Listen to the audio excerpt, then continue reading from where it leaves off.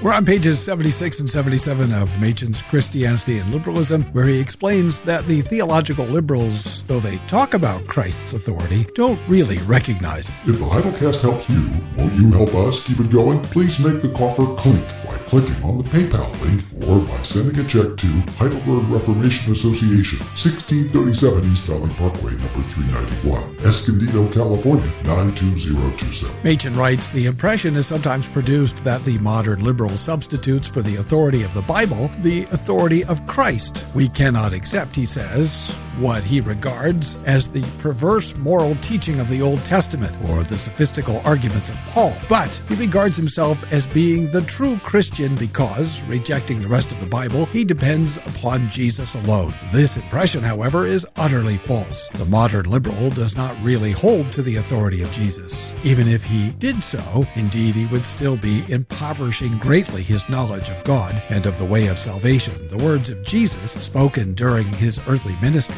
could hardly contain all that we need to know about God and about the way of salvation, for the meaning of Jesus' redeeming work could hardly be fully set forth before that work was done. It could be set forth indeed by way of prophecy, and as a matter of fact, it was so set forth by Jesus even in the days of his flesh. But the full explanation could naturally be given only after the work was done, and such was actually the divine method. It is doing despite not only to the Spirit of God, but also to Jesus himself to regard the teaching of the Holy Spirit given through the apostles as at all inferior in authority to the teaching of Jesus. As a matter of fact, however, the modern liberal does not hold fast even to the authority of Jesus. Certainly he does not accept the words of Jesus as they are recorded in the Gospels, for among the recorded words of Jesus are to be found just those things which are most abhorrent to the modern liberal church. And in his recorded words, Jesus also points forward